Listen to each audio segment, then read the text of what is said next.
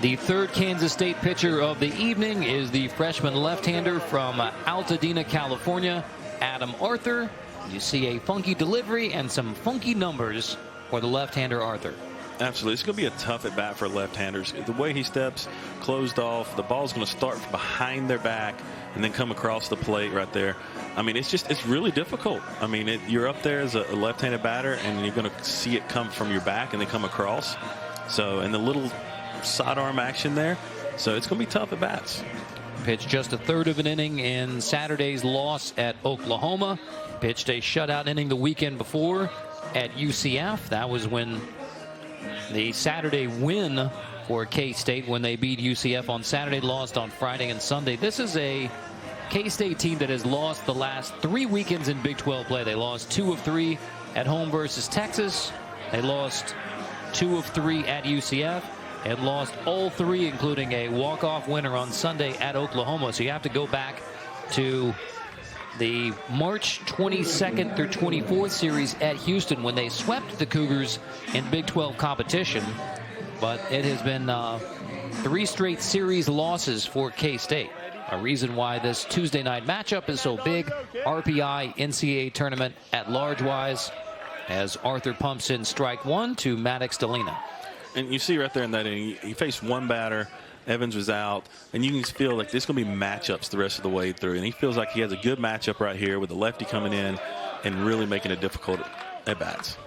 Well, Kansas State head coach Pete Hughes made no bones about it. This was going to be a staff day for the Wildcats, even though it's an important game.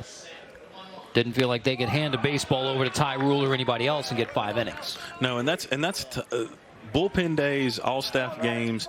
You know, it goes either way. Either, you know, hitters can't get comfortable and they're just fouling pitches off, not seeing it, squaring it up, or it goes the other way and it's 15-10 game. A funky shift here as the third baseman Parsons goes over to the second base side of second. So that's Culpepper still at short and Parsons all the way over to second base. That's a long run right there. It sure is. And then Day on the outfield grass in shallow right field. And it's interesting. I mean, they just feel like that situation right there, he's going to pull the baseball. So, you know, you want to pitch into that.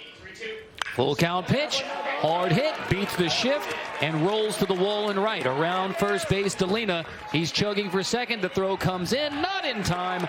And it's a 1-out double by Maddox Delina. Despite the heavy shift, Delina beats it for a double. They did. He did a great job. He pulled it down the line. He knew they had the shift on. He knew the only chance he had to do was get it down that baseline. He had a pitch up in the zone, barreled it up well, stayed balanced through the swing, really pulled those hands in, and an outstanding job. And like he knew he was going for 2 right out of the box, or he would have been thrown out at second base. He saw it. He saw it was in front of him. And he's like, I'm going to second, safer out, and that's what he had to have right out of the box. Just the 6th double of the year for Maddox Delina. We gave you the odd stat that 7 of his 8 home runs have come in April. So Delina swinging a hot bat from the number 7 position in scoring position with 1 gone. Arther throws strike 1 to Matt Malcolm.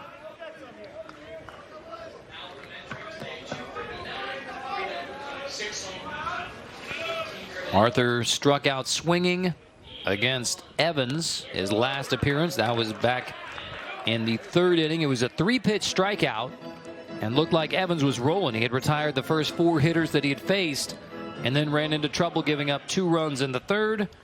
After 1 out here in the 4th, Evans is relieved by Arther. And Arther has a runner at scoring position and gets a good strike 2 call. That one looked maybe down and in, but Arther gets the advantage. That was a good pitch. I mean, not just a funky delivery messes up the hitter, it also messes up the umpire because that lands closed off and it comes across the plate.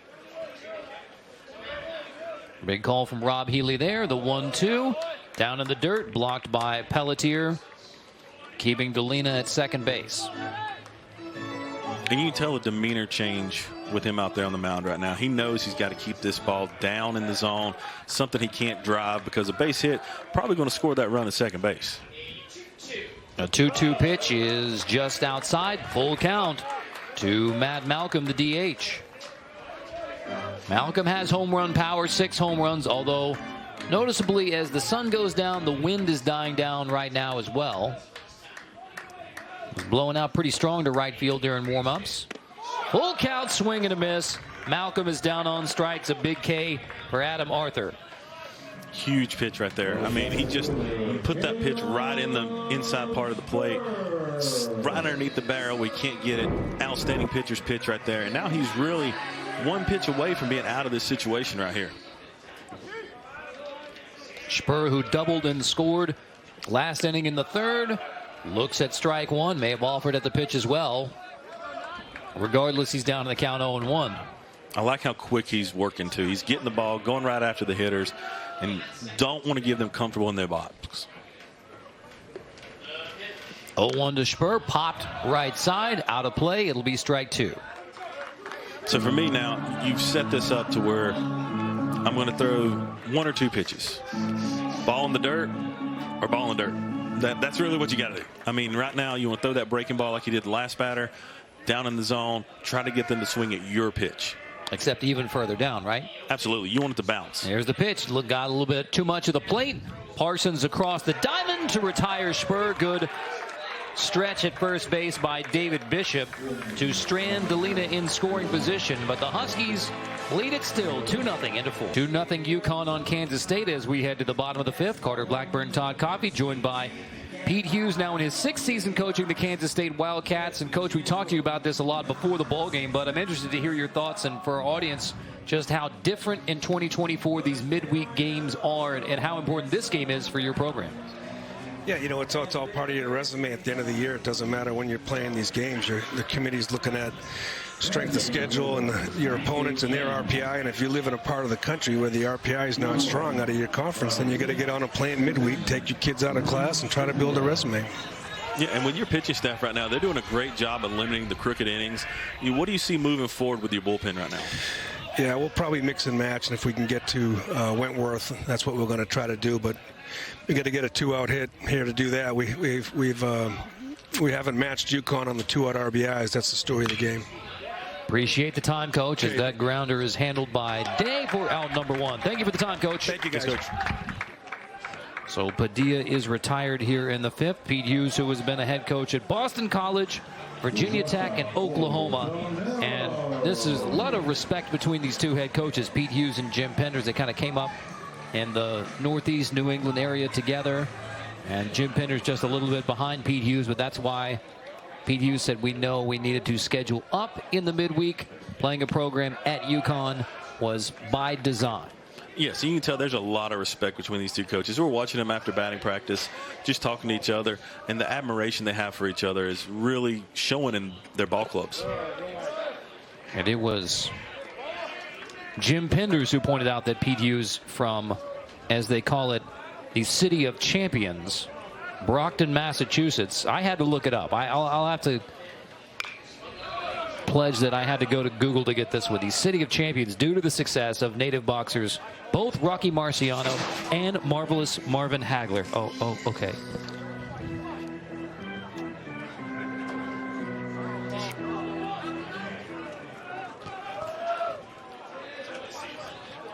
The 1-2 pitch to Tamero just misses.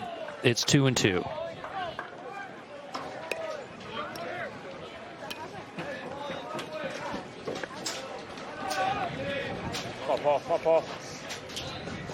The 2-2 pitch is grounded to the third baseman. Parsons across the diamond. That is out number 2.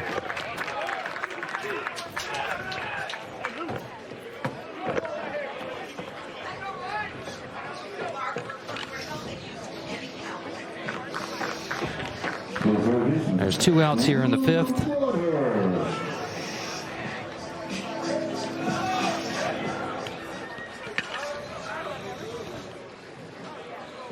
Broadhurst looks at strike 1.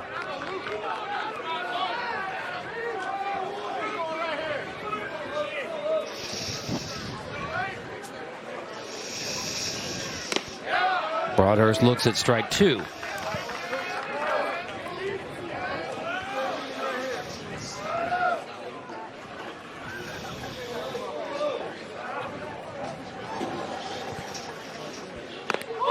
Broadhurst looks at ball one.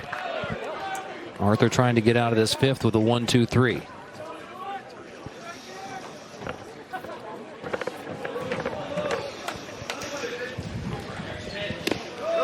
That one misses away, 2-2. Arthur's really got to stay focused here and try to get out of this inning right here and get his offense back out there.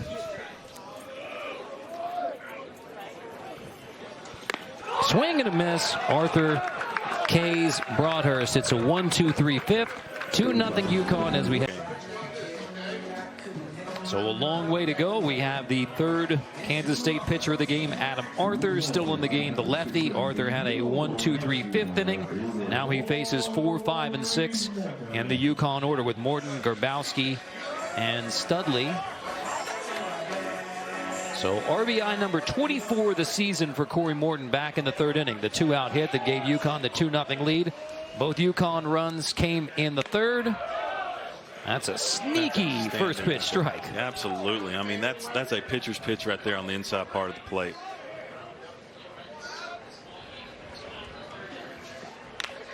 Popped right side. First baseman Bishop will stretch back. That's a trickier play than it looks like from Bishop, but he makes the play for out number one here in the sixth. I mean, if you look at that, the way he kept it inside, doesn't give him a chance to extend the barrel. And that's what he's got to do. At this point here, K-State cannot give up any more runs. You know, they have to limit the runs. You can tell their offense is not clicking right now. So any more runs, and it puts some more pressure on them. So one gone for Garbowski, who was 0 for 2 in the game.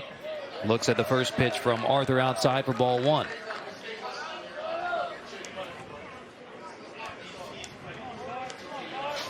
You see the bullpen rolling right there. They're going to match it up here.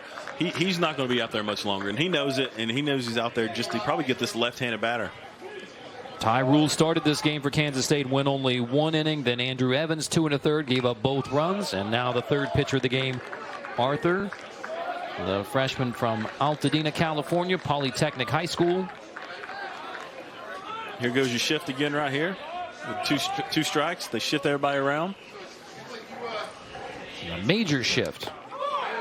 Just misses outside, 2-2. And again, what's so unique about the shift is you have the third baseman Parsons playing over at second base. So he's playing to the right side of the shortstop Culpepper. This one lifted in the air, right field. Garbowski all the way, gone, home run, 3-0 UConn. Garbowski homers, the solo shot, a no-doubter with 1 gone here in the 6th. You knew it right off the bat. So did he. So did everybody in the ballpark right there. Had a pitch middle of the zone right there. Put a good swing on it and just lifted it out of the ballpark. That's 16 home runs in the last 6 games for the UConn Huskies. He's going to win a lot right there. I mean, this pitch right here, just middle. He wanted to get outside with it and just stayed right in his powerhouse right there. Third home run of the year for Garbowski. And that's a true home run. No wind really blowing much at all.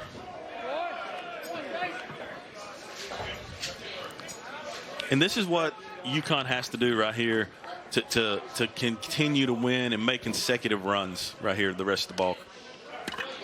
Seeking the 6th straight NCAA tournament. We talked about the NCAA tournament run. I mean, they have been at large as well, not just winning the Big East and taking the Big East automatic bid into the tournament, although they have won championships in each of the last 3 years in the Big East. But it's been a UConn program that has done it at large into the NCAA tournament with great success as well.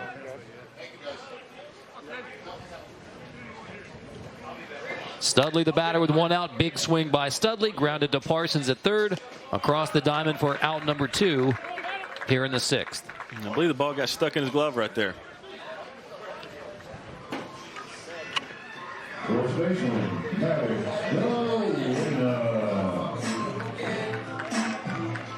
Outstanding play right there. Just stays down through the baseball. Good swing.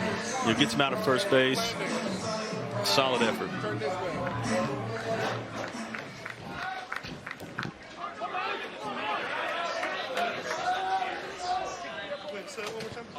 Swing and a miss from Arther to Matty Delena, who had an RBI, rather the leadoff double back in the fourth.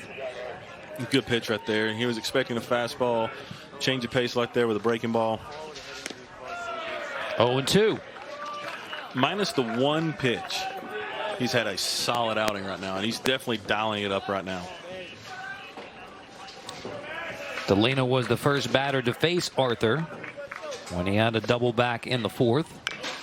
Rolls this one on the right side.